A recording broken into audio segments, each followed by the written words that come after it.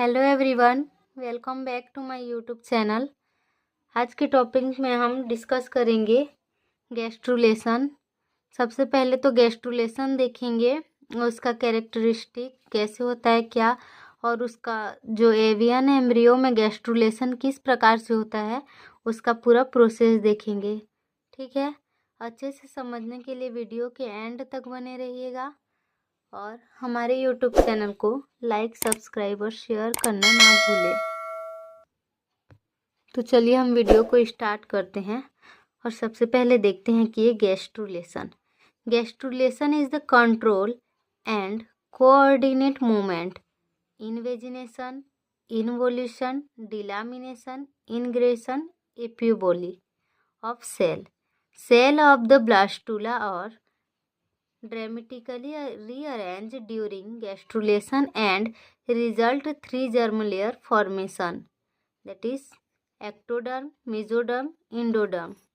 क्या होगा इसमें 3 जर्म लेयर का फॉर्मेशन होगा। ठीक है, गैस्ट्रुलेशन सेल का कंट्रोल और कोऑर्डिनेटेड मूवमेंट जैसे कि इन्वेजिनेशन, इन्वोल्यूशन, डिलामिनेशन, इंग्रेशन, एपिबोली है। ब्लास्टुला की सेल गैस्ट्रुलेशन के दौरान ड्रामेटिकली रूप से रीअरेंज होती है और उसके परिणाम स्वरूप 3 जर्म लेयर का फॉर्मेशन होता है। 3 जर्म लेयर कौन कौन से हैं?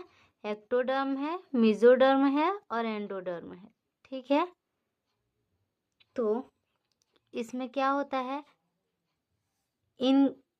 इन्वेजिनेशन होता है। इन्वेजिनेशन क्या है? इवोल्यूशन क्या है? डिलामिनेशन, इंग्रेशन, एपिबोली, इन सबको पहले जानना होगा। इन्वेजिनेशन क्या होता है? सेल का इनफोल्डिंग या इंडेंटेशन होता है। ठीक है, इसमें ब्लास्टोपोर होता है। जैसे कि एग्जांपल के लिए सी अर्चिन में क्या होगा? एंडोडर्म, और एम्फीबिया में भी एंडोडर्म ही होगा। ठीक है, फिर देखते हैं इन्वोल्यूशन क्या है? आउटर लेयर की सबसे बेस्ट सरफेस पर सेल सीट का इंटर्निंग होगा। जैसे कि एम्फीबिया में मेसोडर्म होगा, एक सेल सीट होगा, इसमें इंटर्निंग होगा। ठीक है, और डिलामिनेशन को देखते हैं। ये डिलामिनेशन क्या होता है?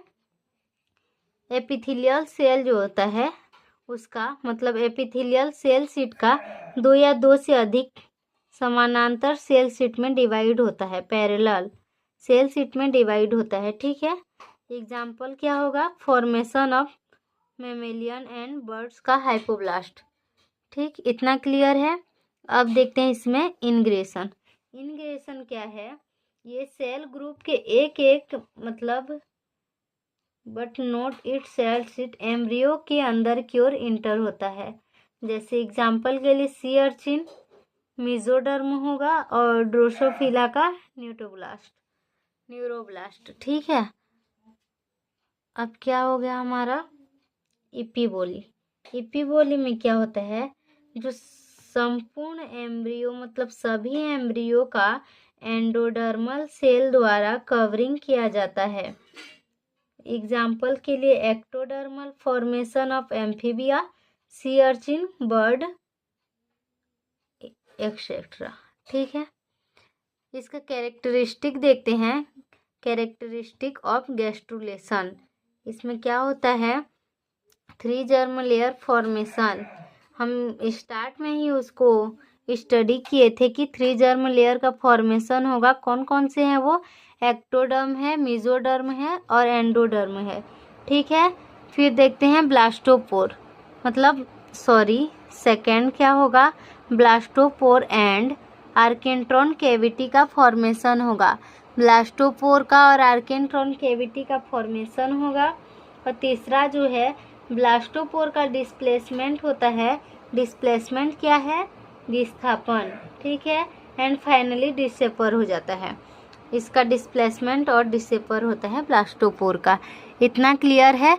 अब हम देखेंगे गैस्ट्रुलेशन इन एवियन एम्ब्रियो में जो है गैस्ट्रुलेशन किस प्रकार से होता है, इसका पूरा प्रोसेस को देखेंगे। तो देखिए, सबसे पहले क्या होता है, यहाँ पे मैं डायग्राम पे बताया गया है। देखिए देखिए एक ब्लास्टोडर्म है। सबसे पहले जब हम बर्ड में गैस्ट्रुलेशन को देखते हैं तो उसमें ब्लास्टोडर्म, ये है ब्लास्टोडर्म, और एक सब जर्मिनल कैविटी होता है। क्या होता है? ब्लास्टोडर्म और सब जर्मिनल कैविटी प्रेजेंट होते हैं। फिर इसमें डिलामिनेशन होता है। मैं यहाँ पे बताई थी पहले ही कि डिलामिनेशन क्या होता है। एपिथेलियल सेल शीट का दो या दो से अधिक पैरेलल सेल शीट में डिवाइड होना, मतलब एपिथेलियल सेल शीट जो होता है ये दो समांतर सेल शीट में डिवाइड हो जाता है। ठीक है, फिर डिलामिनेशन होगा, cell sheet to parallel cell sheet में डिवाइड होगा, जिसमें क्या होगा, ऊपर वाला और नीचे वाला। ऊपर वाला को एपीब्लास्ट और जो नीचे वाला होता है उसको हाइपोब्लास्ट कहते हैं। यहाँ पे दर्शाया गया है, देखिए डिलामिनेशन के बाद ऊपर वाला एपीब्लास्ट और नीचे वाला जो है हाइपोब्लास्ट दो पैरेलल शीट में डिवाइड हुआ है, तथा बीच में एक जो ब्लास्टोसिल कैविटी पाई जाती है। इन दोनों के बीच अर्थात एपीब्लास्ट पाया जाएगा और हाइपोब्लास्ट पाया जाएगा, दोनों पैरेलल सेल शीट होंगे। इनके बीच वाला जो पार्ट होगा उसको ब्लास्टोसिल कैविटी कहते हैं। ठीक है, ये ब्लास्टोसिल कैविटी पाई जाती है और ये सब किस में होता है? एक एंटीरियर रीजन में होता है। इतना क्लियर है? अब आगे देखिए क्या होता है। ये प्रिमिटिव स्टिक, इसमें प्रिमिटिव स्टिक, अब जो सभी सेल होते हैं एंटीरियर की ओर मूव करते हैं। एंटीरियर रीजन में होगा तो एंटीरियर की ओर मूव करेंगे, ठीक, और जो नीचे जमा हो जाते हैं जिससे एक प्रिमिटिव स्टिक कहते हैं।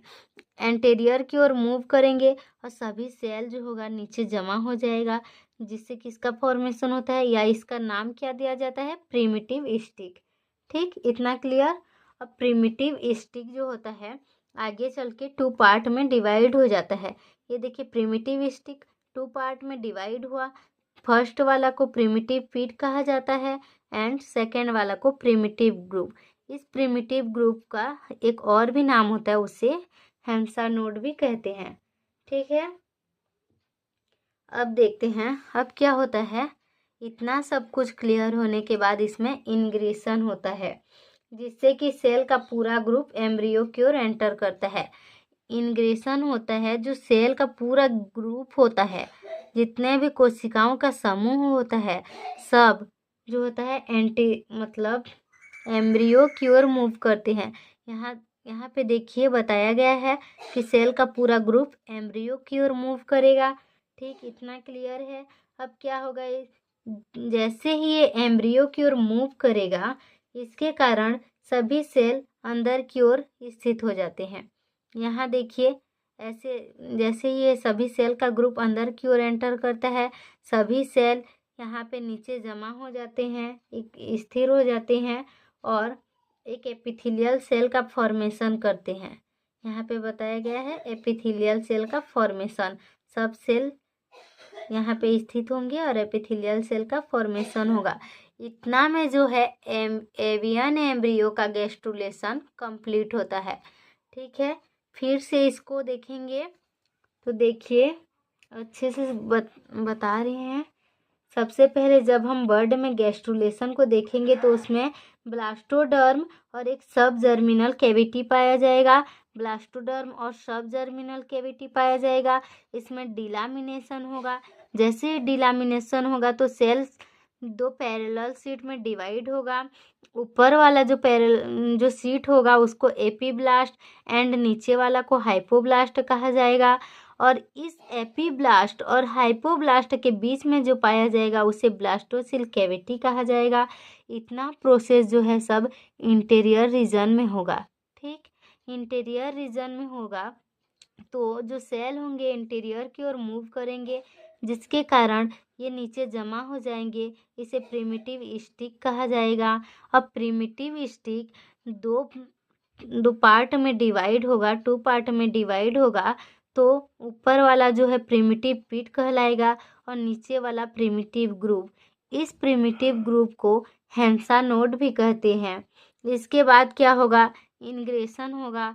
इनग्रेशन में जो सभी सेल होते हैं, मतलब सब सेल का ग्रुप जो होगा एम्ब्रियो की ओर मूव करेगा और यहाँ नीचे इकट्ठा हो जाएगा।